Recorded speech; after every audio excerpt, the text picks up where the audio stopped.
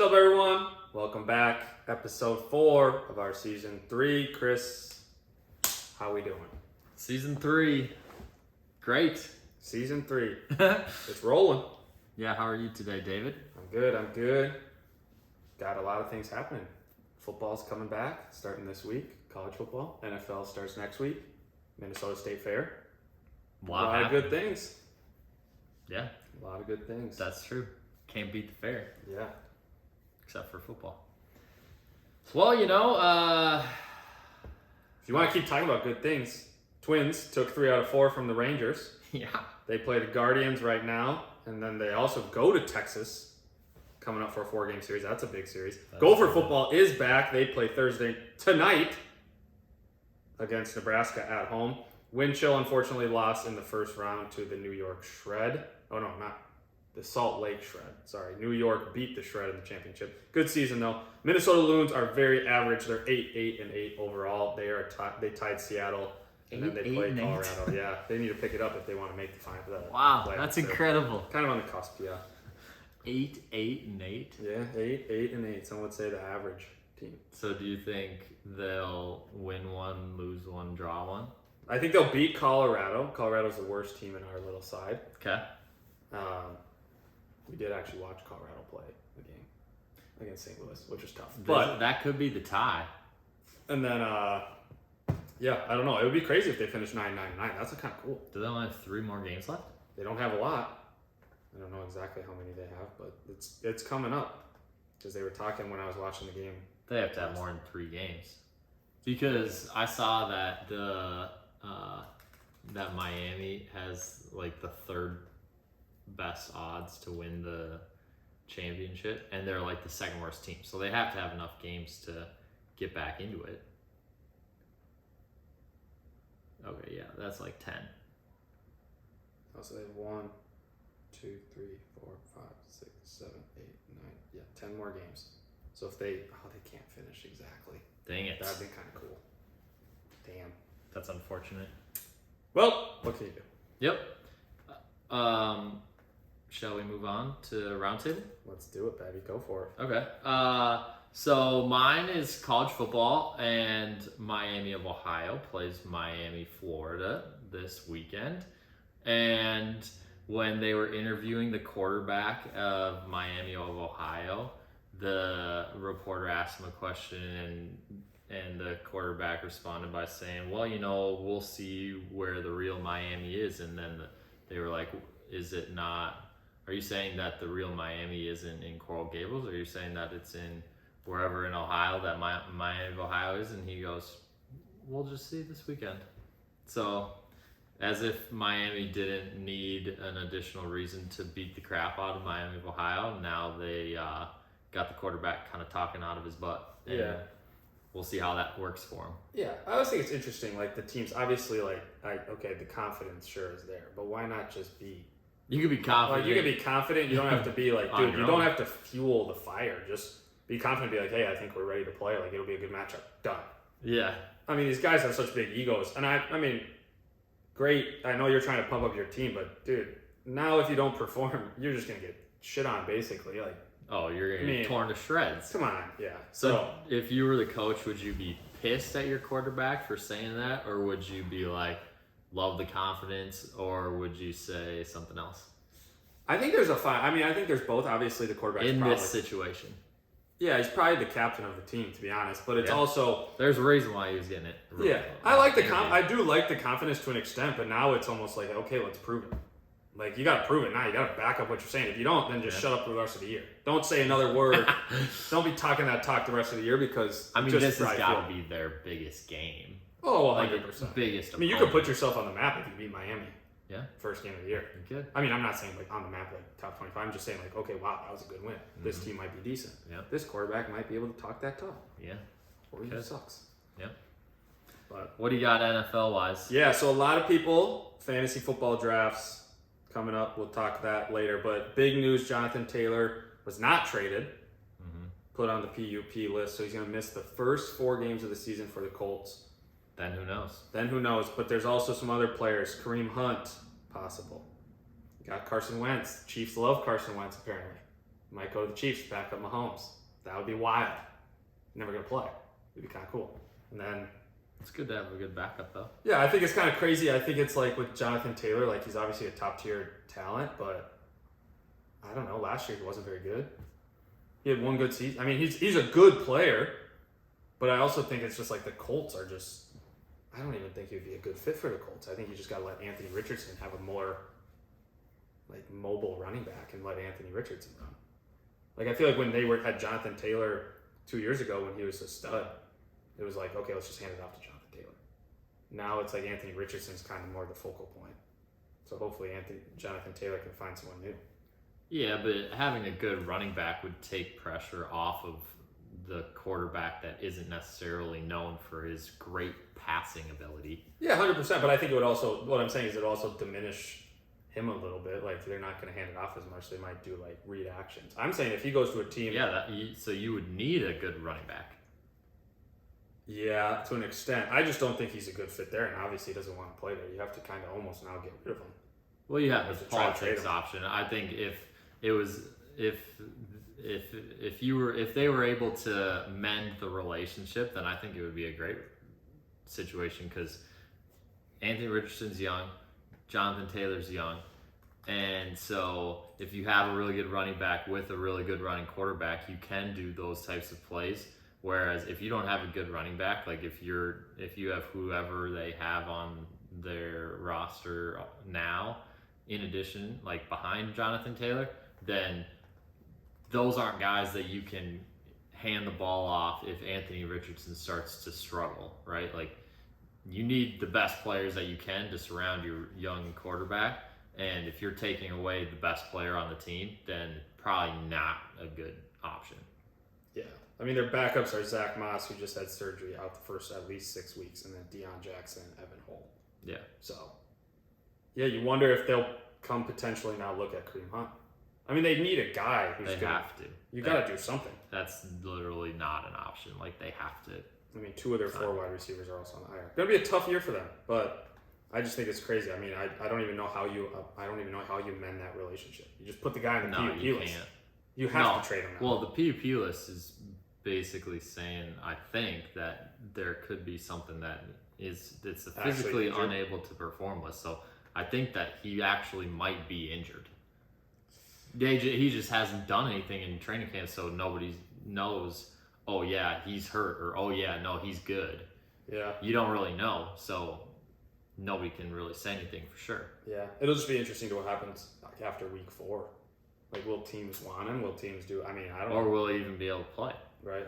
So we'll wait and see. I don't know. My thing was kind of related to the different cuts and everything, but the Arizona Cardinals are doing who knows what with their roster because they're basically saying, hey, we want Caleb Williams number 1 because they're cutting all the guys that were going to play. They cut Colt McCoy, who's going to be their starting quarterback. And now they only have a 5th-round rookie and a guy that they literally traded for last week, at the end of last week. And I don't even think he played in the preseason for him because he wasn't there in time. So those are the best 2 options that you have until Kyler Murray comes back, who is also on the PUP list, can't play for the first 4 weeks. It's wild to me. Well, and I also think it's crazy too with Kyler Murray. Who knows how he's going to play when he comes back? I mean, he was a running quarterback, but he tore his ACL. I mean, he's not going to be able to run, I don't think, the exact same.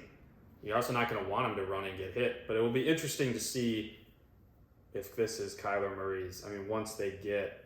I don't even know if he would want to play with them. Right. They've almost literally... There's no point.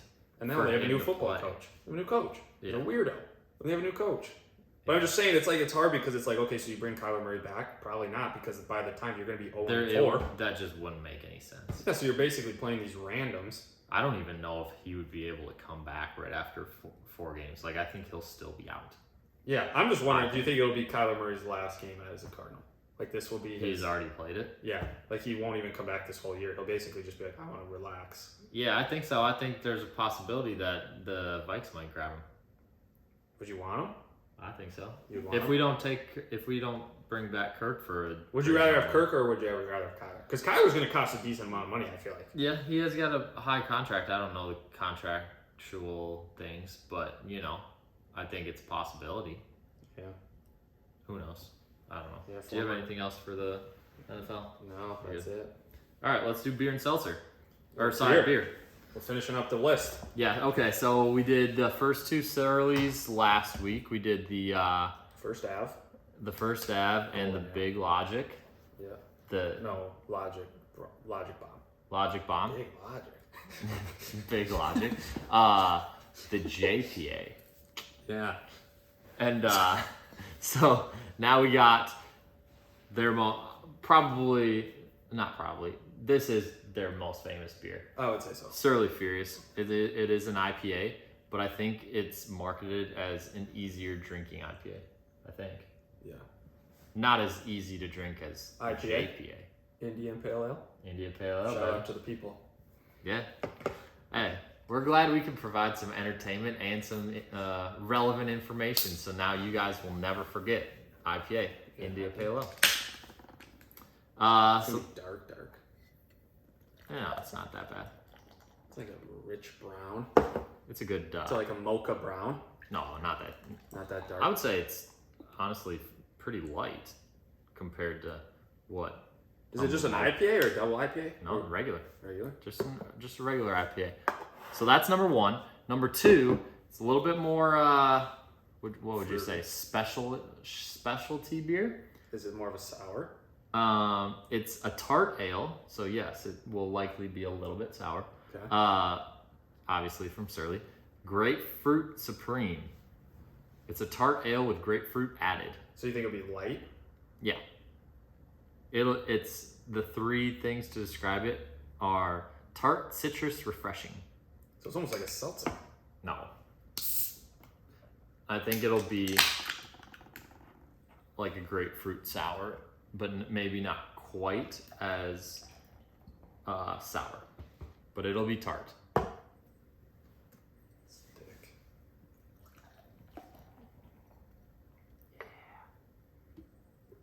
Oh yeah. It'll be citrusy though. These bubbles never go down. All right, so we're gonna start with the Surly Furious. Same kind of thing. It's got the root beer float vibe. Yeah, the openy bubbles. Whoa, look at that. Look at the glass where the bubbles are. Wild. All right, Surly Furious first. What are you talking about? A nice golden color. Maybe not a mocha.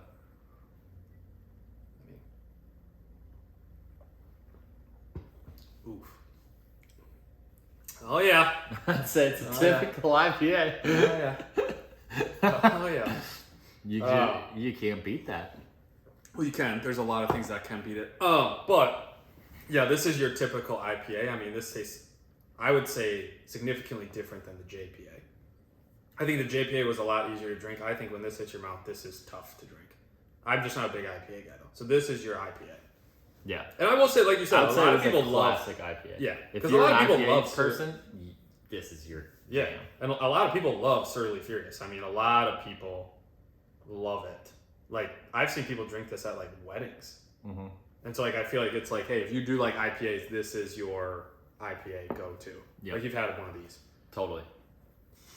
Yeah, it's definitely, I don't know if I can think of any other, dude, I don't know what it is.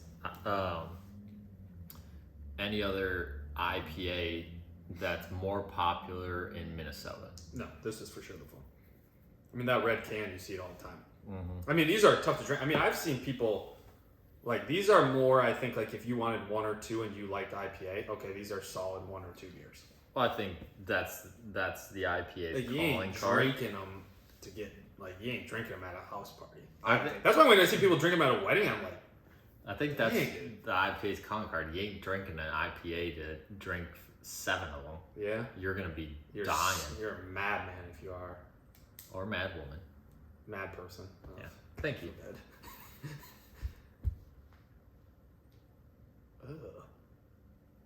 All right, what are you giving it? 4.2. 4.2. I think it's, but I don't like IPAs. Okay. So like I said, a lot of people love the IPAs. Your IPA scale. I think it's just your average IPA. I think at the same time, like, there's nothing really that blows me out of the water. I mean, it does taste like an IPA. It's just thick to drink. Mm-hmm. when it hits your mouth, it's like, whoa. Whoa, Baby. That's right. I'm going to give it a 5-7. 5.7. Yep. Okay. I think in terms of IPAs, I would say it's your run-of-the-mill IPA, but probably just a tiny bit better. Yeah. I think. I mean, most people like it. That's what I was saying, so. If I was an IPA guy, be higher. It would be higher. 100%. But I think it's a respectable score and a respectable IPA for those that like it. So obviously, our scale is going to be a little bit lower Right. for IPAs because it's not necessarily our jam. Right. There you go. All right. We're moving on to grapefruit. This definitely smells fruitier. It's citrus, tart, refreshing. That's a 3.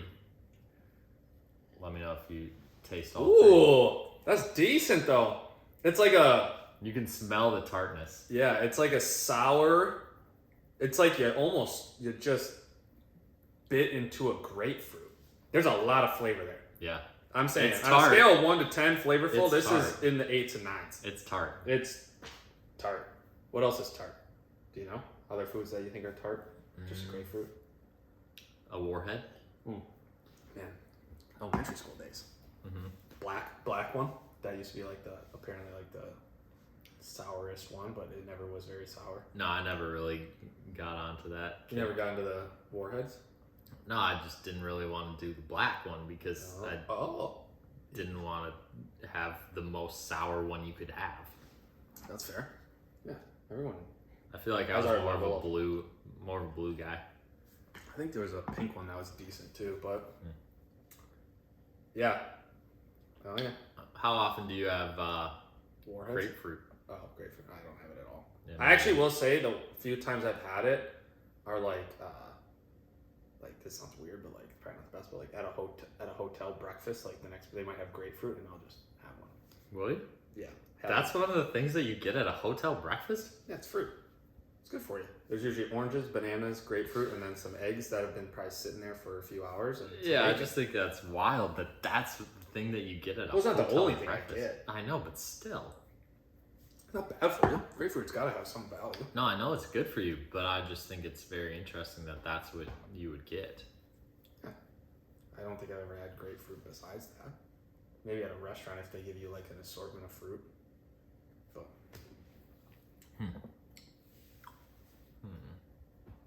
Honestly, I feel like this one is tough to it's proving tough to rate. that's what we do for the Trying to put my finger on it. All right.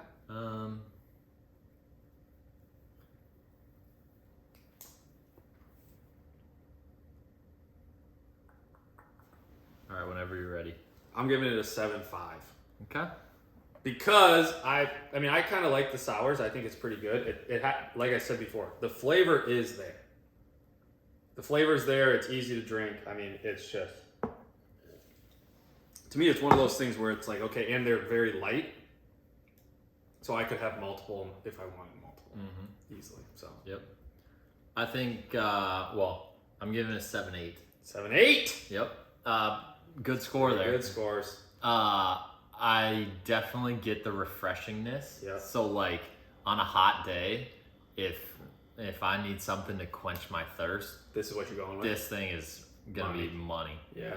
It actually reminds me, and I don't know how many people will know this reference. I know my mom will for sure, but it reminds me of the ginger beer that I was a big fan of down in Houston when I lived down there. Oh, to mix with stuff? It wasn't just a ginger beer, but it was a what kind of it was a I feel like I should say the actual name. It was from a brewery down there called Carbach. Was it was it a beverage? Yeah. It yes, right there. Lemon ginger. Oh. Lemon ginger rattler. There you go. If you're ever in what is that, Houston? Yeah, Houston. Nice. It reminds me of this, and that was like my favorite beer when I was down there. And so we brought up a bunch of different packs, a bunch of the packs of this beer. Yeah. And I have a glass that says lemon ginger rattler from Carbach Brewing. But anyways, it reminds me of that, and I was a big fan of that. This one is maybe a little bit more tart, so it's a little bit lower than I would say where this is. Yeah. However, I do think this is a solid beer. Yeah, I think it's good. I mean, I think, like you said, it's refreshing. It's easy to drink. It's almost like it's like a seltzer, but actually doesn't have the carbonation and has a little bit more flavor. Yeah, more of a beer. More, yeah. Yep. All right, so we got overall Surly scores. David, your lowest was This one. the Furious, 4-2. Then it was the Logic Bomb at 6-2. First Ave at 6-8, and then the Grapefruit at 7-5. Yeah, that probably checks out. Mine were Furious at 5-7, Logic Bomb at 6-6, First Ave at 7-5, and Grapefruit 7-8. So bookends for me, and bookends for you. So we like. I feel like that's Take it with a grain of salt. Typical. The Golden Lager and the Grapefruit Ale were the highest rated ones. What's your overall pack, if you will, rating of Surly? I would say, I do think it was pretty good. Obviously, the Surly Furious brings it down a little bit.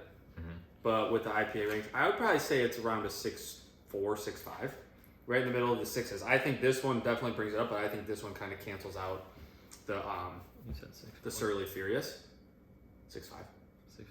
6.5. But I think it's like you said, like with the Furious, if you're an IPA person, that's probably solid. This is just more my cup of tea. And the First Ave was good. It was a good golden ale beer, and then the JPA had some good flavor. So I think it's a good brewery. Obviously, I'm gonna give it a 7.0 on the total. I'm gonna give it a 0.2 bump for being a good local brewery with a lot of space and nice spot to hang out. There you go. So we'll give it. Hey, so if you're a brewery out there, the 0.2 bump. If you're a brewery out there, a lot of space gets you a bump. Hey, just wait for Udapils. That thing gets a plus 0.4 bump for being a having a nice patio. There's a lot of nice ones during the summer. We don't need it to take Surly's don't take fire. Yeah, come on. 7-0. There you go. 7-0 for me. 6-5 for Dave for the overall Surly foursome pack. There it is, and that's what they call a review. Bang, Okay. bang boogity. Let's get into college football. So we had a couple games so far. We're gonna go through kind of the big conferences. USC smoked them. Notre Dame smoked them. So we don't feel like we need to talk about the week 0 games. Yeah. However, we're gonna talk about conferences. What'd you call them? Week 0? Yeah. Oh, okay. That's what they call it. Oh, interesting. Yeah, because like this weekend is the Technically weekend week 1. basically that everybody plays. Yeah. So that's week 1. If you play before that, obviously week 0. Okay. So not that many notable games in week 0. Named the 2 right there, but we're gonna go through the conferences. Which one are we starting with? ACC? We can start with the ACC. Yeah. Okay. Probably So the quickest one, to be we're gonna honest. go through contenders in each conference, some notable games when those are happening, and then we're going to just bop through all the conferences, and then we'll move on to NFL. Bang bang. Okay, ACC, we got. I think you have 2 people. You have Florida State and Clemson. Like, I think you can talk, like, North Carolina will be up there, but I think North Carolina's the 3rd, but it's pretty much a 2-horse race. Yes, 2-horse race. Okay. And I think, honestly, both teams have shot at it. Oh, 100%. Definitely. Both top 10 preseason ranked. Yep. I think the difference is Clemson gets to play all their hard games at home. Yep. 100%. And Florida State pretty much has to play their 2 hard games. 1 neutral site and 1 neutral, 1 away. at Clemson, yeah. Yeah. And I think that big game will be at Clemson. That'll obviously be tougher. I mean, when you look at Clemson's schedule, the only really other games like Notre Dame, but like you said, it's at home.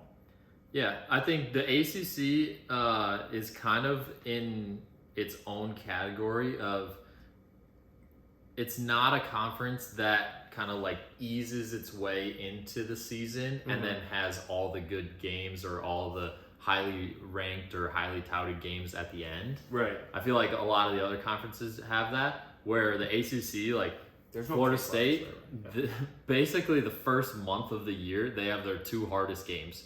And then the rest of them are against teams that aren't necessarily like slouches, but they're not ranked currently. Right. They get the hard stuff out of the way. Right. Yep. And then like obviously September 3rd, this Sunday, is LSU Florida State. Yep. And then the next notable game would be the 23rd when Florida State plays Clemson. Yeah. And that's really it. And then in November, so not even any game in October, but in November, Notre Dame goes to Clemson at the first weekend in November, and then in middle of November, the 18th, North Carolina goes to Clemson. And those are like the notable games. That's it.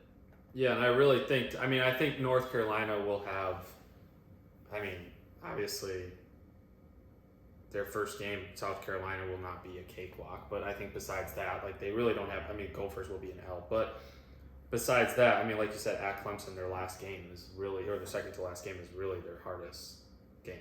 Yep. And I want to say that this year is the first year that they don't have divisions in the ACC, so it's just all one. So it'll be interesting to see how that affects the things, if it does at all. Right. I think they do still have a championship game, right? Yes. So it will be the top 2 teams. Honestly, hopefully it's just Florida State, Clemson. Whoever wins that could potentially get in the playoffs, depending on how they do regular season. I think that's fair to say. I think you'll kind of see a preview of it when they play each other, and then at the but end it's of the year, so early. Who knows what will change from and it will be at a neutral site for the championship, ACC championship. Yeah, which would be ideal. Yep. That's all we got, ACC. Yeah. What are we doing next? Big 12? Just went in order, but I have all. All right, we'll do Big 12.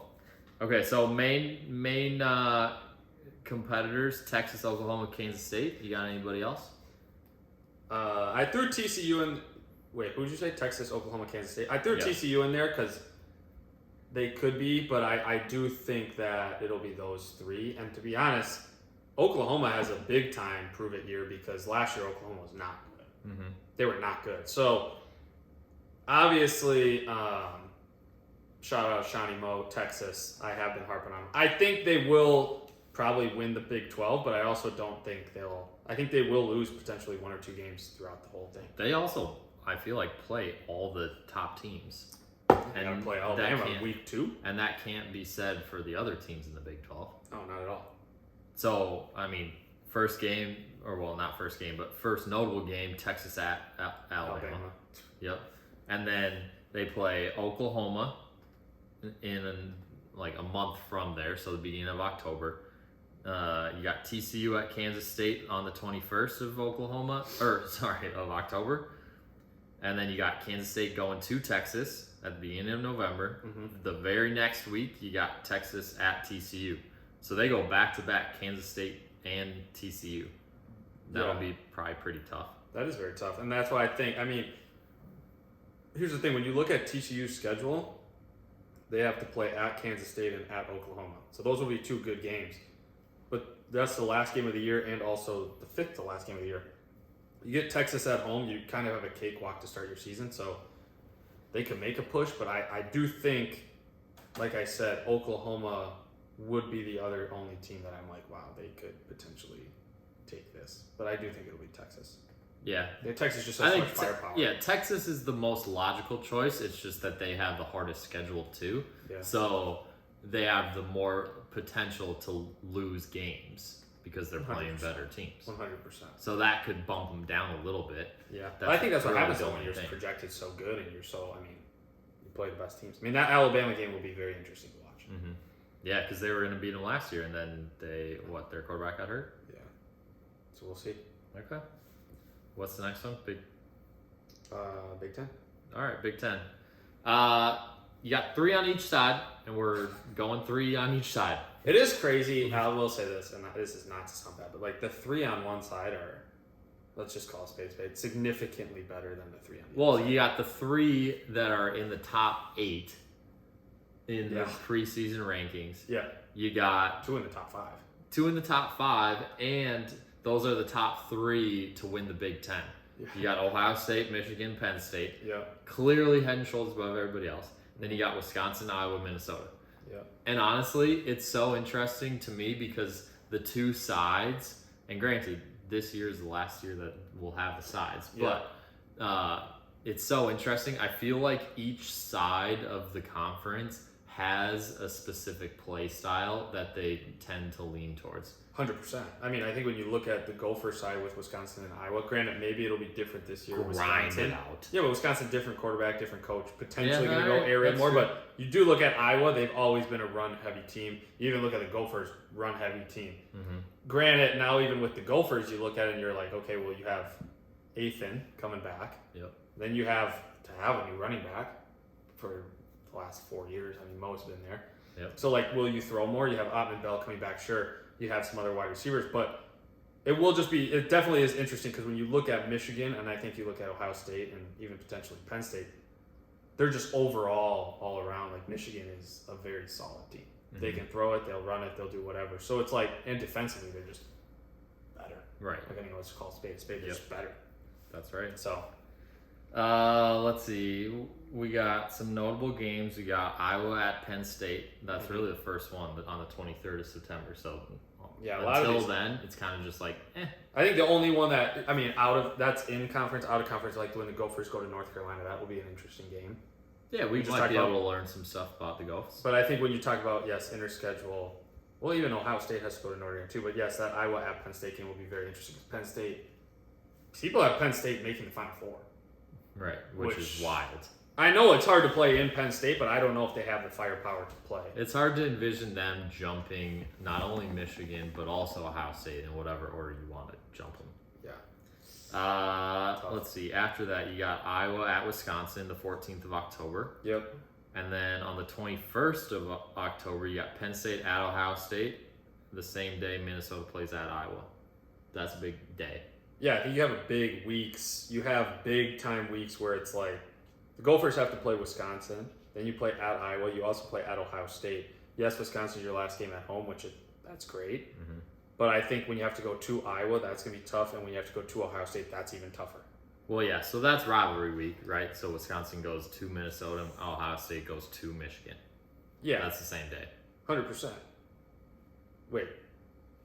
On the 25th. Oh, the last week of the game? Yeah. November. I think week 8 too, when Penn State goes to at Ohio State, and then we have to play at Iowa. I think that's a big week too. Yeah. Because that will show On you the what Penn 21st. State can do. I mean, Penn State's that you got to beat Ohio State if you want to be the number one in that side. Mm-hmm. So, yeah. Michigan goes to Penn State week 11 too, which On the 11th, yeah. which also will be a very good game. But it's tough, man. It's tough to go on the road. College football, I mean, Ohio State does have a pretty tough schedule. very tough schedule. Which I mean, it's That fine. probably aids in. I mean, we talked about it before. It'll come down to Ohio State game. We think, yeah. But here's the thing: is even if Ohio State, let's say they have to play Notre Dame and they lose to Notre Dame, but Notre Dame goes undefeated or pretty close. That's better to lose to a better team like that than to lose to something else. If Notre Dame goes undefeated, then they for sure deserve to be in the playoff. 100%. Because we already said that they're playing at Clemson. They also play. Is it home or away against Ohio State? I'm pretty sure it's home against Ohio State. Okay, so it's home against Ohio State. They also play USC at home, right? So Yep. that's literally 3 teams who we think are going to be competing for, if not win their conference. Oh, So if they go undefeated, then they for sure deserve to be in the playoffs. I mean, you could even argue, depending on who they lose to and when it happens, then if they have one loss, it's at least an argument. 100%. And I mean, with a new quarterback, you're gonna obviously expectations are higher. So it'll be interesting to see what they can do. Yeah. I don't know. We'll see. I mean, the Big Ten is literally same teams every year. So yeah, it's always gonna be a toss up, and it will be interesting next year once the realignment comes. But True. see what happens. And no split divisions. What do we got? Pac-12 next. Okay, we got 4 main teams with a 5th on the outside, just barely looking in. USC, Washington, Utah, Oregon. I feel like honestly that's basically the same exact teams from last year. Yeah, I think it's the same thing. I think it's USC's conference to lose. Yep. I mean, obviously, week 1, their offense looked very good. Caleb Williams looked very good, played very well. But I think if you're going to nitpick, I mean, giving up 28 points to San Jose is not good. Not good. And so, is it the same story always under Lincoln Riley teams? Like, they don't play defense? I don't know. It was a problem last year. They're fun to watch offensively, but I think they have to go to Notre Dame. That's a very tough game. They play at Oregon. I mean, they play Utah. I mean, it's just... They play all the top teams in their conference. 100%, and they got to do it. I think they have to do it, though, and if they can win those games, that'll just show, like, hey, we're good enough to make the Final Four. Yep. So we'll see what happens. I think the hardest part with this is Washington just lost their running back. Doesn't help. Doesn't help. I think they'll be fine. They're good defensively. Utah is the one team that, like, will be very interesting, I think. But they might not have their quarterback either. Right, so it just all comes down to that stuff. I mean, you got to stay healthy. You got to do all that stuff. And by the end of the year last year, Caleb Williams. Oregon State could be a sneaky team.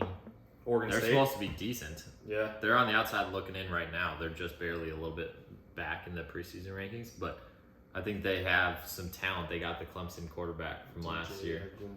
Or 2 years ago, or whatever you want to call it. But yeah, last year. They, I think they got some potential. It'll just be interesting to see how they match up against the other top teams in the conference. Yeah. But I mean, they get to play Utah at home and Washington at home.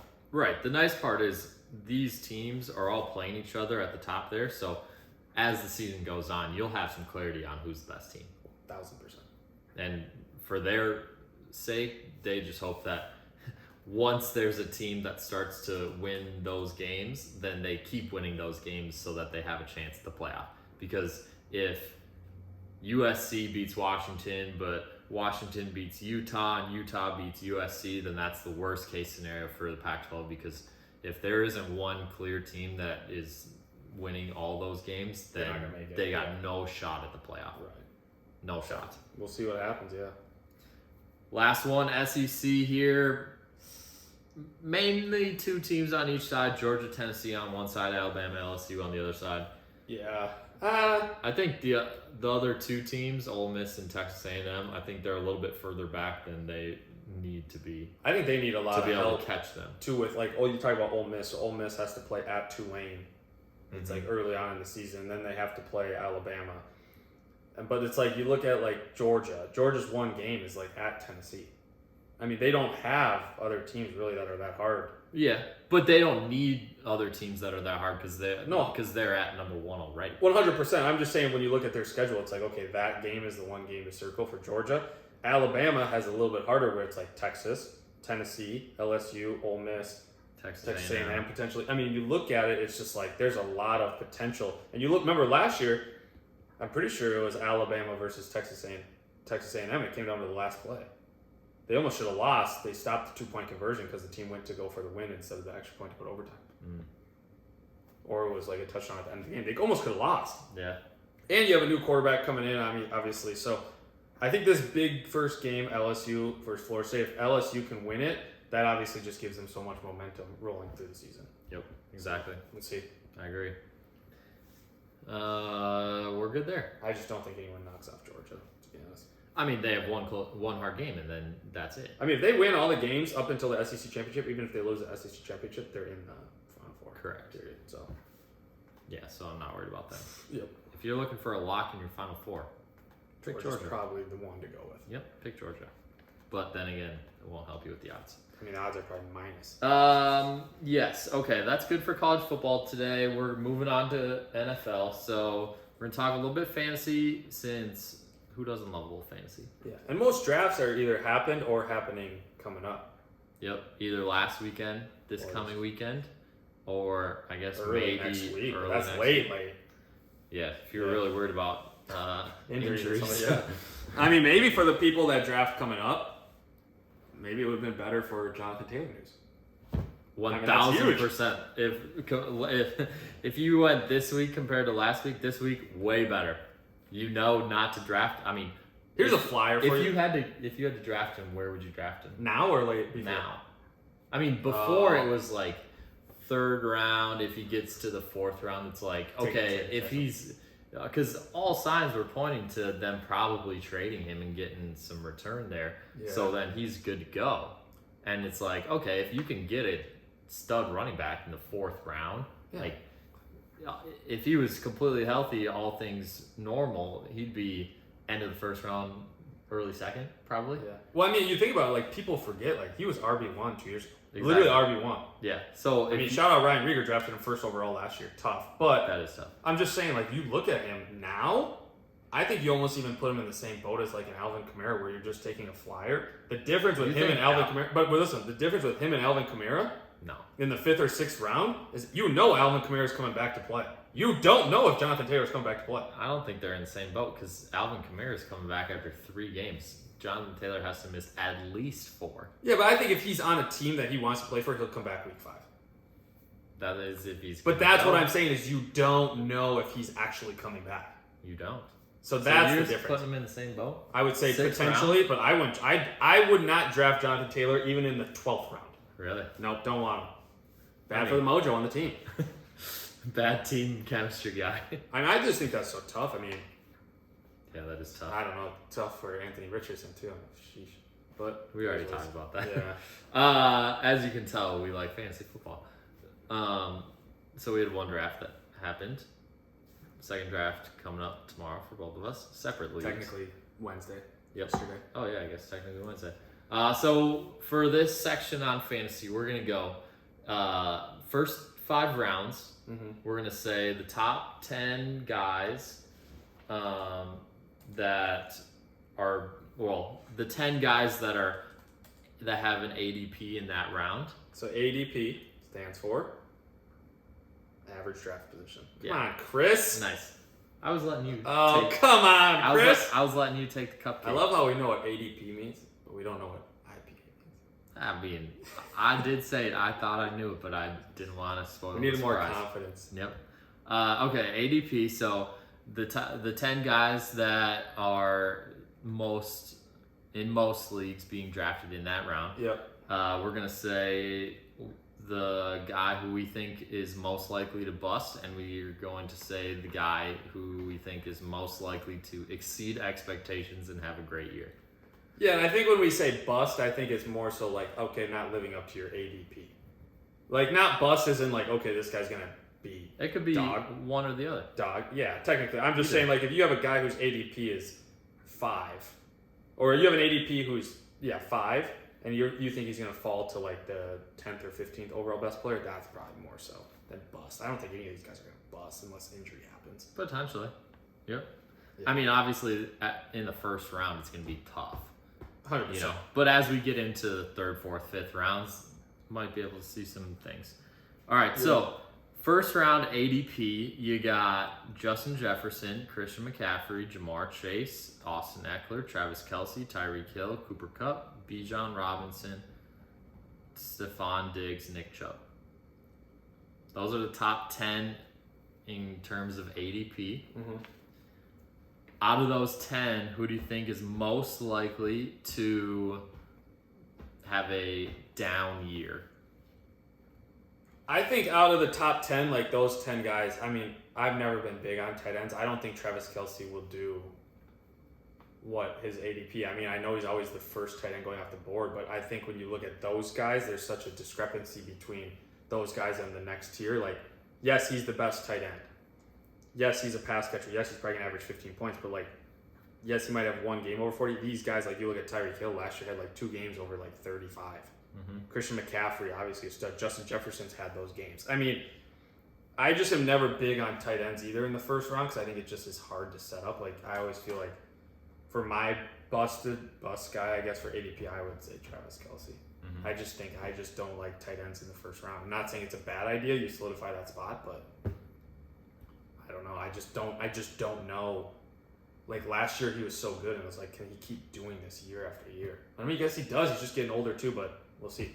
Yeah, at some point you kind of expect it to stop, but I would say mine, I think Austin Eckler is going to take a step back. He'll still be fairly good, but I don't think he's going to return the 1st round value just because there were so many games that all the wide receivers were hurt last year. Mm-hmm. And now you had a new offensive coordinator who wants to throw it a lot more. New offense coordinator, and also like he won't have all those dump downs because Justin Herbert actually has the wide receivers to throw to. Yeah, and Justin Herbert wants from to experience wants to chuck it. Yes. I mean, the guy's got a cannon, so absolute rocket. So I think he's going to take a step back. I also think that it'll be somewhat interesting to watch as Bijan Robinson gets acclimated into the NFL. Yeah. I think he's a really good talent, but I think it is harder to understand the jump from college to football college to the NFL until you're actually in it. Yes, he's a really good player, but will that necessarily translate 1-to-1 college to NFL? Yeah. Not sure. I mean, I think for him too, he, like you said, he has all the talent, and you watch these preseason videos or whatever, and it's like, yes, he's talented, yes, he can run, yes, he can catch the ball, but like, he's not probably used to getting hit by these guys 20, 30 times a game. I mean, the NFL is different. It is different. And I think too, I think he could be one of those guys where, yes, he's a rookie, and maybe this is like his time where it's like, okay, he's going to solidify himself as a top 5 running back every year going forward. Mm-hmm. But yes, I think he's the one question mark out of those guys. I mean, you look at the rest of the guys like Tyreek Hill, Cooper Kupp, Christian McCaffrey. I mean, without injury, those guys should finish top 5 in their position, if not. Who do you think's the most likely out of those 10 to return extreme value and be a very key piece of a championship run for a fantasy team? I would say, I think it's Christian McCaffrey. I think should be RB1. He's got all the talent. He could score a decent amount of points. I just think the biggest thing now in year 2 with Brock Purdy, I think he will just continue to excel. Obviously, injuries have happened, but I think he's just such a good pass catcher that he'll just get so many more points that way. And they love just dumping it off. I don't think that whole offense is just short crossing passes. Yeah. So, I mean, it's between him and I do think if Tua stays healthy, I think Tyreek Hill could be very good. Yeah, I just think Tyreek Hill's mine too. Well, of course, he's on your team. But I think Tyreek Hill is one of those guys where like he has the potential every time he touches the ball to go score. Right. But if the hardest part with him, and it's not, you could say it about a lot of guys, but like Tua has injury problems, and if Tua's not playing, Tyreek Hill's value definitely goes down a little bit. He's still a great wide receiver, but it's the same way with Cooper Kupp. He's already injured, and the season hasn't even started. That's not a good Cooper start. Kupp's injured himself. Tyreek is worried about the injury risk of 100%. somebody else. Yeah. And then I also think Christian McCaffrey is in a little bit of the same boat with Cooper Kupp. Is he himself has had some injury issues in the past. Yeah. So I could totally see it where they don't give him the full workload all year. He'll still be plenty fine and score a lot of fantasy points, but I think knowing his past injury risk, then they have a very good backup and they'll acclimate him into the game plan as well. Wait, who are you talking Elijah about? Mitchell. Oh, I don't think Elijah Mitchell's that good, but I think he's serviceable. But I do think, I agree with that. I just think he's such a big part of that offense that we'll see what happens. So that's true. All right, next 10 we got Saquon, CeeDee Lamb, AJ Brown, Tony Pollard, Derrick Henry, Devontae Adams, Patrick Mahomes, Amon-Ra St. Brown, Garrett Wilson, Jalen Hurts. Most likely to have a down year. Go. I don't know. That's tough. I want to say Patrick Mahomes, but he keeps doing it year over year. I just think if you draft a quarterback that early, this is fantasy now. You're taking a huge risk because the difference between, Patrick Mahomes probably last year averaged 22, 23 points a game. Maybe more, 24, 25? Probably around there, yeah. And like the next quarterback probably averaged 21, 22. So I just think the value at drafting a quarterback right there is so hard. Mm-hmm. But then when I look at it, I truly do think now, obviously this is also, he's on my team, but like Tony Pollard could literally be in the top 2 or 3 running backs to finish the year. He's the guy, he was an RB8 last year in fantasy and he split time with Zeke. Yeah. He finished RB8 and he split time with their starting running back. He's now the guy. Mm-hmm. I think he could finish top 3 running backs. So he's the opposite of the bust. He's the boom. Patrick Mahomes was the not. Okay, gotcha. I'm going to go with I think AJ Brown potentially is potentially going to be lower than expectations.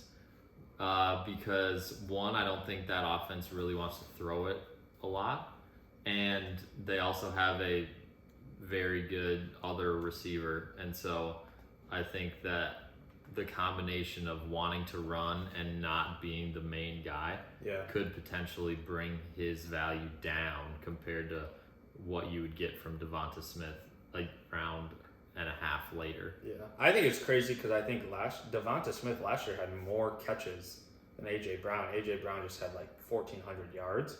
But you also have to remember, their number one guy. Dallas Goedert, their tight end, was also hurt for a long time. Yeah, that's another option. Their running back was literally non-existent. Now they have a lot of good options. 4 running backs. Yeah, 3-4 running backs. They have a lot of good options. So I definitely think that's definitely part of it. I think AJ Brown is very good, but after last year he was a superstar. He had 1,400 yards. He was very good. No, yeah, he's a very good player. I just think that he'll be a little bit lower than expectations. Yep. The person who I think is going to exceed expectations, I think the hot choice would be Garrett Wilson. Yeah. But I think CeeDee Lamb is going to dominate this year.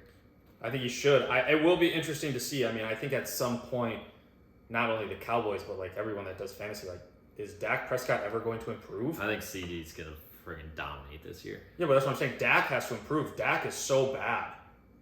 And now you add Brandon Cooks, granted, and potentially Tony Pollard on the backfield. I think that offense, the running back, wide receivers, everybody, like that could be one of the best in the league. Yeah.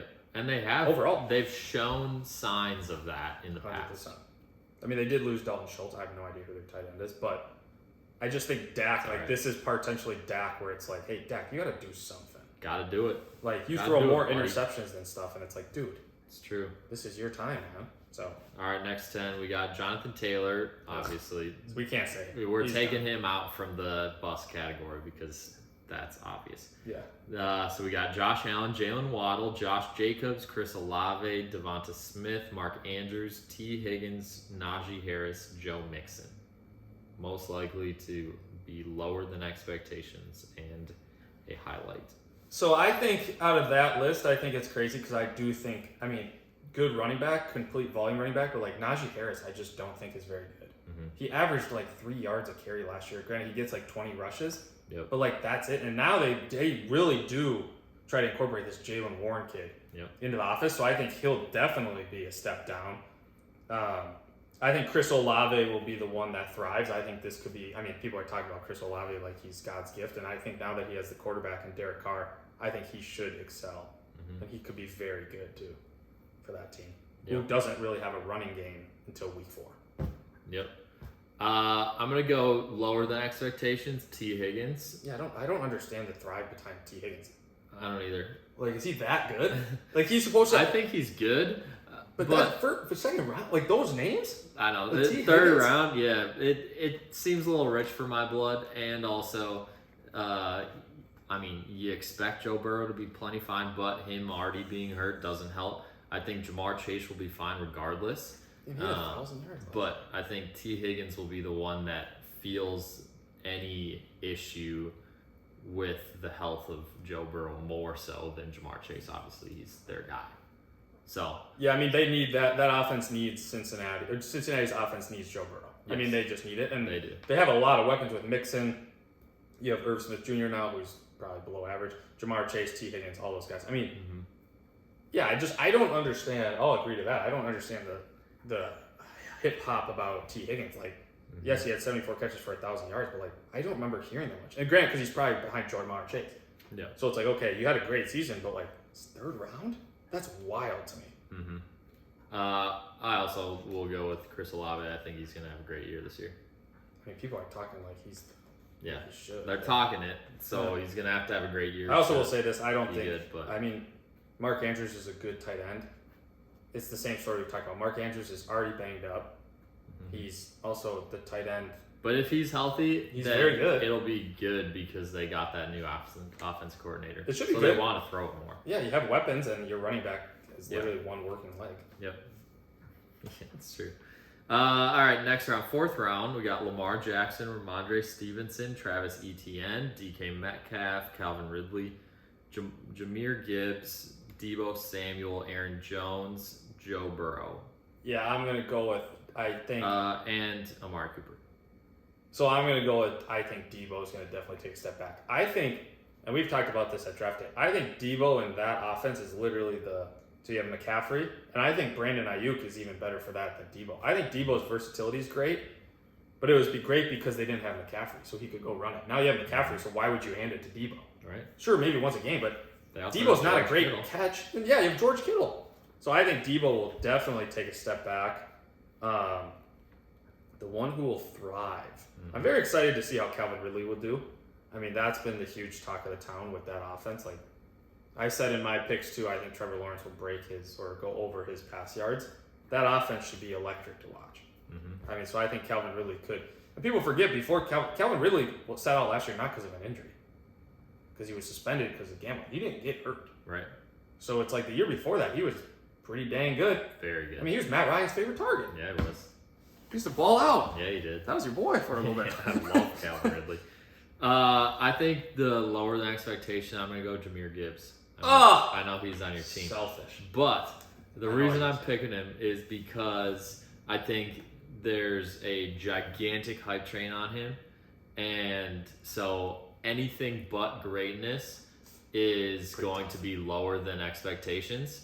And so I think that combined with, it's a very similar situation to last year. I think Jahmyr Gibbs has a little bit higher potential than DeAndre Swift, but I also think David Montgomery's better than what Jamal Williams would bring. Mm-hmm. So I think that kind of closes the gap between the expectations for Gibbs compared to David Montgomery. He's going to eat into that. He could potentially be all of or a lot of the goal line stuff. Mm-hmm. So I think, I think that combined with anything but greatness is going to be lower than expectations for Jahmyr Gibbs. So we're going to go with him for that. And I think in terms of guy who could be very good, I'm going to go with, I think Lamar Jackson's going to have a great year. I think for Lamar, it's the same. I think it's just the same thing. It's as long as he's got the weapons that he has on the team that are healthy, I think his skill set combined with the new offensive coordinator, I think as time has gone on and it's getting closer to the season, I feel like the Ravens are starting to grow on me a little bit more. And it's oh dang, they should be actually very good. And a lot of people have the Ravens contending for that division. Yeah, against the Bengals, who everybody is like. The Bengals have always been the Bengals. Yeah. But I do think with those guys, I think the hard part is like even backing up on your Jahmyr Gibbs, it's almost just like you're hoping that he can catch a lot of balls. Mm-hmm. And the Lions last year scored the most points in the NFL on average? Pretty close. I don't know. They also gave up the most points. A lot of points, yeah. So it's like behind. And I think the thing is David Montgomery will definitely eat into his, which makes it tough. But I mean, I think he is a better version of DeAndre Swift. I think we'll see what happens. And I do think Lamar Jackson, obviously his running ability is what makes him so fantastic too. So, all right, fifth round, last one that we're doing. We got Breece Hall, Keenan Allen, T.J. Hawkinson, Justin Fields, Justin Herbert, Kenneth Walker, DJ Moore, Jerry Jeudy, which I think would be a wash. I don't think we should pick him. George Kittle and Christian Watson. Yeah, that's tough. I think there's some decent players in there, but the fifth round this is wild. Those guys dropped off. I think these guys dropped off way harder. Like Breece Hall. I know the fifth round. Honestly, I was even just looking at our fifth round from our fantasy league, and I was like, honestly, none of the guys that are listed here are like, oh my gosh, this is such a great pick. I mean, the one guy. I mean, if you need a quarterback, sure, those are two good quarterbacks. But I think like the guy, like in this. I mean, Keenan Allen, was he named? Yeah, he was. I think Keenan Allen would be the guy that goes off. I mean, you have a now throwing offense. Mm-hmm. If he can stay healthy, he's the focal point every time. And every time he's played in a game, he seems like he gets 15, 20 points. Yep. Catches everything. And then, I mean, I don't know. I don't remember who was really named, but I'm going to go with, I don't think George Kittle's that great. No, not in fantasy. He's a great tight end. He's a great person. He loves blocking. He loves blocking, but when you look at the tight ends, it's literally Travis Kelce, up here. You have a big step down to Mark Andrews, and then the rest of the guys are literally like right here. Mm-hmm. And it's hard because I mean, you look at it, it's like George Kittle's one of those guys that yes, you would want him on your football team, fantasy wise. Sure, he might have 1 or 2 games where it's good, but like, no, he's a blocker. He loves to block. I don't want that in my tight end. Stay out of the way. Yeah. So I think George Kittle, and there's just too many options already on that team. I don't know. Yeah. I just don't think George Kittle's worth a 5th round pick. I think those other guys. I'm going to go DJ Moore because to be a good wide receiver, you need a quarterback that can throw the ball, and I don't think Justin Fields can throw the ball very well. It also doesn't help that he's in Chicago, and it's usually fairly windy and crappy weather out, so that aids in that take. So I don't think he's going to be a dominant wide receiver. Somebody who I think is going to do well in this round, I think Keenan Allen's the clear choice, but I'll go TJ Hawkinson. If he figures out his ear infection and contract thing, if he's still around in Minnesota, then I think he's going to have an excellent year with all of the extra weapons that we have. Jettas, Jordan Addison, Alexander Madison's pretty good too. KJ Osborne, also good. Yeah. Do you think this whole sitting out is literally ear and everything, or do you think it's just because he wants the contract? Literally, no idea. I mean, yeah, it was ear, and then it was like, oh, my ear is good, I'm back to my back or something, I'm just sitting out. Now it's like, what, dude? Yeah, I don't know. And I get he wants to change the tight end game and stuff. I'm sure he deserves to get paid, but like, dude, like, let's play. Wow. Like, let's go try to win a Super Bowl, big dog. Yeah, like you got the weapons finally. That's right. So I think if he plays and he's in Minnesota, I think he could have a great year. I think he could as well, yeah. All right. We're good there? We are good. For today? Yeah. Okay, let's do Fave 4 quick to wrap it up. We're going Fave 4, State Fair foods because the State Fair is going on. I don't know if you guys are from Minnesota or if you live out of state, but if you do live out of state, you should come visit during this time. If you're looking for a good state fair, Minnesota, number 2 in traffic, only to Texas. So that's pretty good. It's around 2 million visitors in the, about 13 days that it's open. Friday to Labor Day. And, Thursday to Labor Day. So that'd be 1 week plus 1, 2, 3, 4 days. That'd be 11 days. Yep. So it's open 11 days. Quick. Second most trafficked state fair in the country to Texas, and it's if you haven't looked at the concert list this year, great list. Yeah, some would say it's probably the best concert list in a while. Florida Georgia Line was pretty good, but this has like Keith Urban. Yeah, the Chicks. Chicks. That was banging, I heard.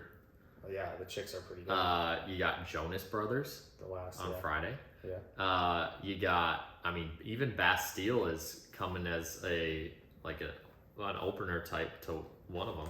You got Duran. You really hit all walks of life here. It's actually crazy. I don't know what the deal is with Bastille, but Bastille also came to like the Days by the Church thing. Mm-hmm. So like, is he a Minnesota guy? I think it's a group. Or it's a group, but I'm just saying, are they Young Gravy? Yeah, and Young Gravy. So Lainey Wilson, not there. That's no. A different place. Yeah.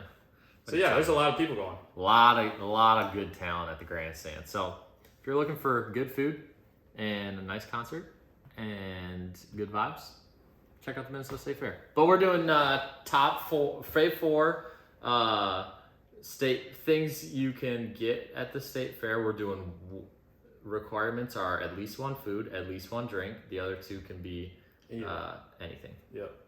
You want to call it in the air, Chris? Yeah, heads. Heads. I'll go second. Okay. I'm going to go blueberry beer from the Surly. Or not Surly, from... Unreal. You don't even know where it's from. Well, it's from the little shack. I can picture the shack. Yeah, it's right by the courtyard. What brewery is it from? Summit. No, it's not from Summit. What? It's not. What is it from? You gotta be able to know what brewery it's from. The blueberry beer? Yes. I thought it was a Summit. No. What are you talking about? It's not. What is it from? Grain Belt, that's what it was. It's from Shells. No, there's a Grain Belt one. It's the Grain Belt blueberry one. Yeah. That's a grain belt. The sign says grain belt. No, it says shells. Oh. Yeah. Well, I'll take blueberry beer, so. Okay.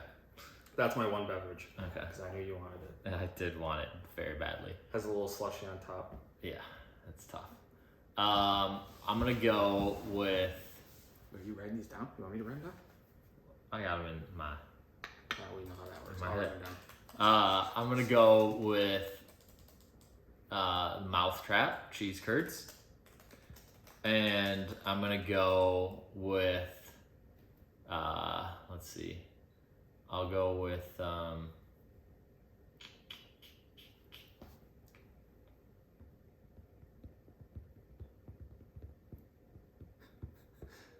there's just so many options. It's like fantasy draft all over again. Yeah. You're on your second pick. I know, it's a very important pick. I'll go with the we'll go with Sweet Martha's cookies. Okay. Did you know? I saw on TikTok that there's like a different cheese curd place. I know Mousetrap, but there's 4 different flavors they give you. I've never even heard of that. Like in one bucket, but I've only gone to this Mousetrap. Irrelevant. Yeah. I'm gonna go with deep fried Oreos as my second,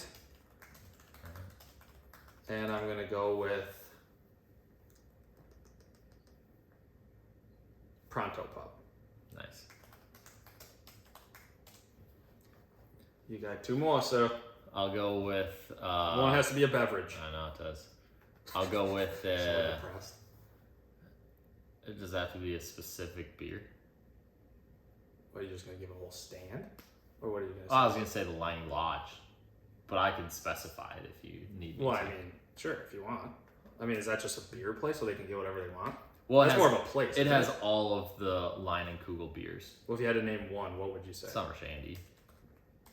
But specifically at the Liney Lodge for the ambiance of the stage that they a lot of times have live music. So then my last one, I'm gonna go with. I'm between 2, quite similar. Are they deep fried? Because One of them is. What? Then how are they similar? Okay, go. I'm gonna go with the deep fried pickles. Okay, nice pick. Yeah. I'm gonna go with.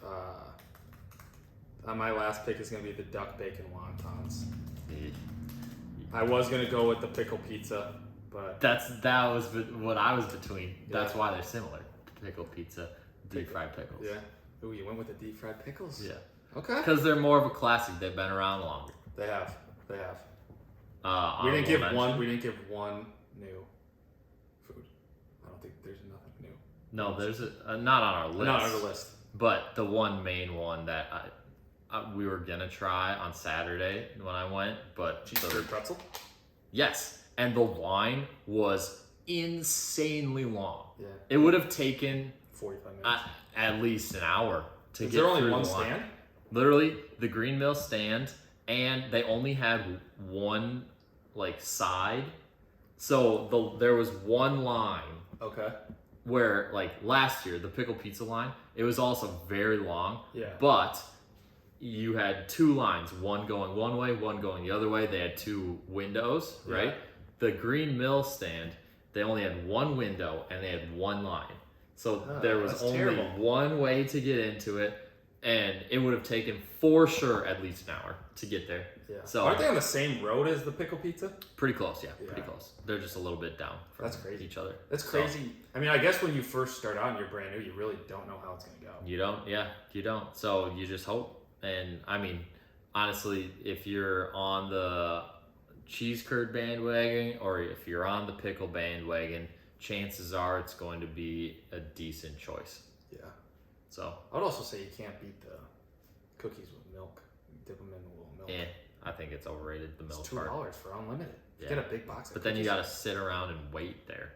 Well, yeah. The best part about the cookies is you grab them and then you eat them on the shuttle on the way back to your car. Yeah, but that's hard. They're just filling up so much. I will say also, cookies leftover, not that great. You got to warm them up. Well, yeah, you can warm them up. They're just not as good as they are fresh. I think they're good overall. They're obviously the staple. Stop trying to bring my list down. Well, I don't need to bring your list down. If this doesn't go one way, people are, and I'm not saying which way it should go, but people are. I'm not saying it. We'll see. Okay, we'll see. See what people have. Also, shout out. Have you ever had the duck bacon wonton? Not the duck bacon, big fat bacon. That's decent too. Or the corn. I thought you were gonna go to corn. No. You're a corn guy. No, I'm not. No, What? You get corn on everything. You get not corn at on the Chipotle. fair. Not at the fair. Oh, I've never been on that kick. wow. I heard it's really good, but So you don't get it either? I'm not a corn guy. That's why I said it's for you. Mm. I'm not a corn guy. Yeah. I'm not a corn guy just in general. No, I would I think there's say no the point to things corn. that I would have potentially thought about was the pickle pizza, and then maybe like a malt. Like the Dairy Barn. Yeah, from the Dairy Barn. Chocolate, Otherwise, vanilla, strawberry, no. Usually I get vanilla. vanilla. Yeah. What's your go-to flavor? I actually do like strawberry, to be honest. It's kind of weird, but That is weird. yeah.